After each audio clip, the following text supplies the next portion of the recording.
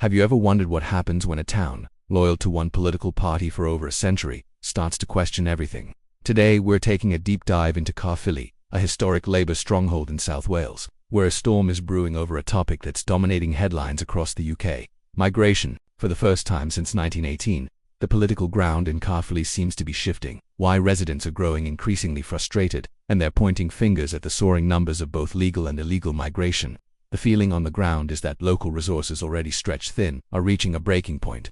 We spoke to people in the town to get their perspective. One resident, Dennis Ansicles, didn't hold back. He raised a fundamental legal question about those crossing the channel, saying that is actually breaking the law instantly. Therefore, their legal status demands that that person should not be allowed in this country. What has changed? It's a sentiment that captures a growing sense of unease. Another local, Lynn Morgan, highlighted the very real, day-to-day impact. It is an issue, really, she told us, because you think, well, when is it going to stop? People can't get doctor's appointments and dentists, and this, that, and the other.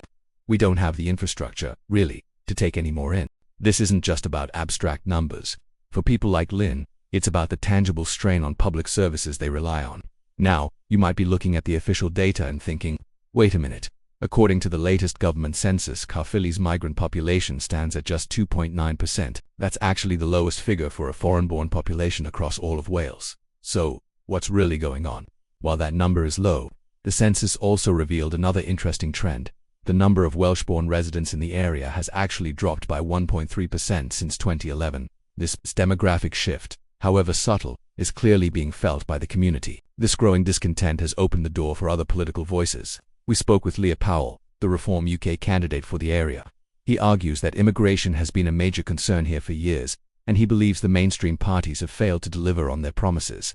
The Conservatives said they would get to grips with it. Failed, Powell stated. Keir Starmer said at the last general election he would come to grips with it, and he is proving to be a failure on it.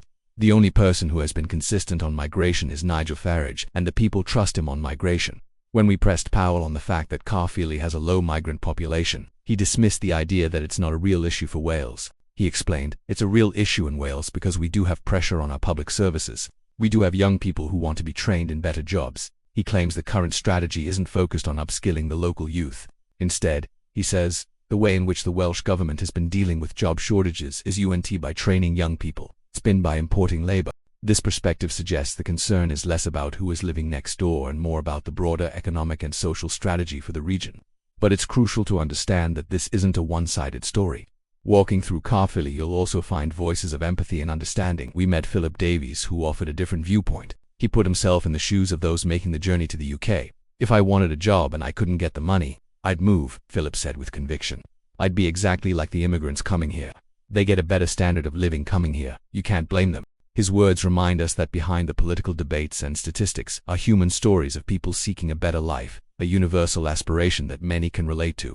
So, what we're seeing in Caerphilly is a complex and emotional debate. It's a town grappling with concerns about strained services and national identity, while also holding space for compassion. It's a microcosm of a much larger conversation happening across the country. Could this century-old Labour loyalty finally be broken? Only time will tell, but it's clear that the people of Caerphilly are demanding to be heard. What do you think about the situation? Are the concerns justified, or is it a matter of perspective? Let us know your thoughts in the comments below. We read every single one. Thanks so much for watching, and if you found this report insightful, please give it a like and hit that subscribe button for more deep dives into the stories that matter. See you in the next one.